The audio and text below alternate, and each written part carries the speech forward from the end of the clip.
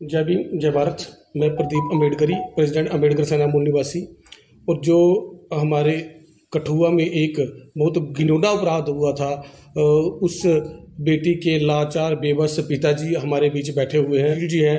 आज हम दोबारा उसी मुद्दे पर बात करना चाह रहे हैं, क्योंकि 20 तारीख को जो हमने प्रोटेस्ट किया था उसमें हमने जो हमारी मुख्य मांगे थी कि SC/ST एक्ट और IT एक्ट और जो कंपनसेशन है परिवार को मिलना चाहिए और सिक्योरिटी परिवार को मिलनी चाहिए, उस पर जो है एक मुजरिम तो उन्होंने जिस दिन हम प्रोटेस्ट किया उसी दिन पकड़ लिया था और उसके बाद हमको डिटेन किया गया। और प्रशासन से जब बात हुई तो उन्होंने कहा था कि जो हम 2 दिन में अपराधी को और दूसरे को भी पकड़ लेंगे। आज सुबह ही SSP साहब से मेरी कोई करीब 11 बजे बात हुई तो उन्होंने मुझे कहा कि जो दूसरा अपराधी है उसको भी हमने पकड़ लिया है और दूसरा अपराधी पकड़ लिया है। फिर भी एक अपराधी जो है वो अभी विदेश चला गया है, देश छोड़कर भाग गया है या जहां पर है इसका हमें नहीं पता, पर हमने कहा कि उसको भी बहुत जल्द से जल्द जो है पकड़ो।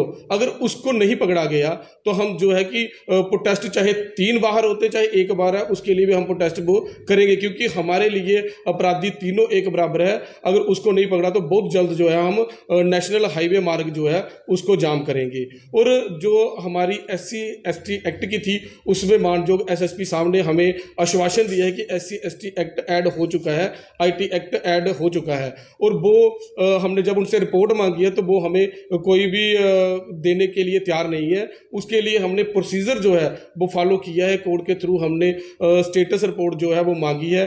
तो वो मुझे लगता है कि कल तक अगले दिन हमें वो है स्टेटस रिपोर्ट उसकी मिल जाएगी कि इन्होंने SC/ST एक्ट लगाया है कि नहीं लगाया। अगर नहीं लगाया होगा, हमें गुमराह किया जाएगा तो हम जो है दोबारा सड़कों पर होंगे। कह देते कि अगर हमें स्टेटस रिपोर्ट में SC/ST एक्ट और IT एक्ट इन पर अगर कार्रवाई नहीं मिली तो हम जो है बहुत जल्द नेशनल हाईवे है उसको बंद करेंगे। धन्यवाद। अभी तक क्या, क्योंकि जब घटना हो चुकी है और घटना के बाद न्याय दिलाने की प्रक्रिया शुरू होती है और जो भी प्रक्रिया है वो नई तो बनेगी नहीं, वो पहले से ही तयशुदा सारियां प्रक्रिया हैं।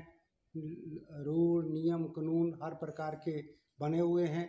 कोई व्यक्ति किसी की हत्या करेगा तो उसको किस ढंग से ये देश का जो क्रिमिनल जस्टिस है किस ढंग से उसको डील करेगा, ये सारी चीज़ें पहले से ही तयशुदा हैं। सिर्फ ज़रूरत इस बात की होती है कि उस पर सही ढंग से चला जाए और न्याय और इंसाफ लोगों को मिल सके। यही न्याय और की कामना भारत का संविधान करता है। मानवता भी ये कहती है कि न्याय जो है मिलना चाहिए।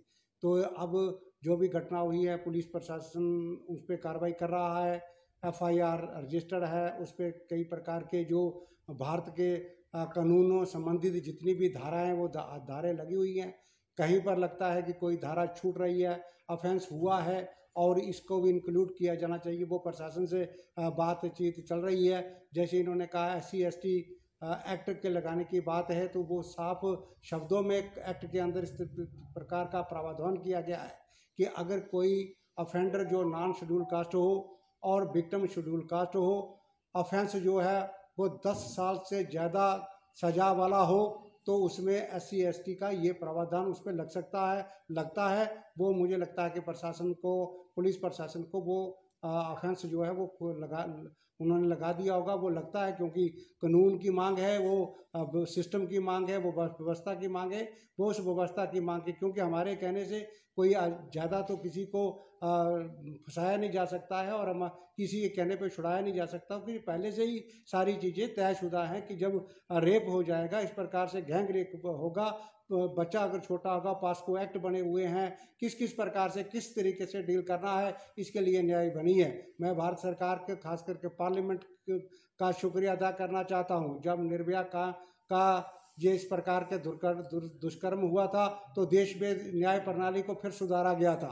उस समय जो क्रिमिनल एक्ट के अंदर अमेंडमेंट की गई थी, या उसके बाद उस क्रिमिनल एक्ट को निर्भया एक्ट के नाम से भी जाना जाता था।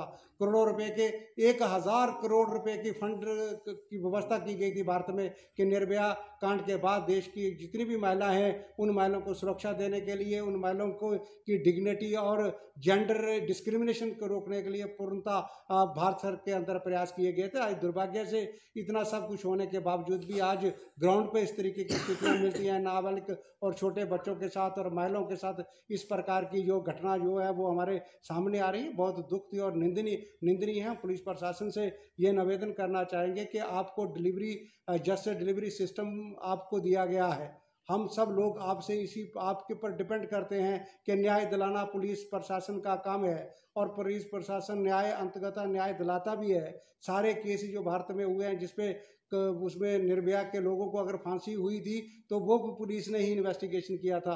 इसलिए हम चाहते हैं कि पुलिस जो है वो इन्वेस्टिगेशन करे, कोई भी स्टोन अनटर्न नहीं होना चाहिए। हर प्रकार से अच्छी तरह से इन्वेस्टिगेशन की जानी चाहिए ताकि जो गरीब समाज के लोग होते हैं उन लोगों को भी विश्वास बहाल हो, उनकी भी बात जो है वो सुनी गई है और उस पर कार्रवाई ठीक ढंग से हुई है, ऐसी हम कामना करना चाहते हैं।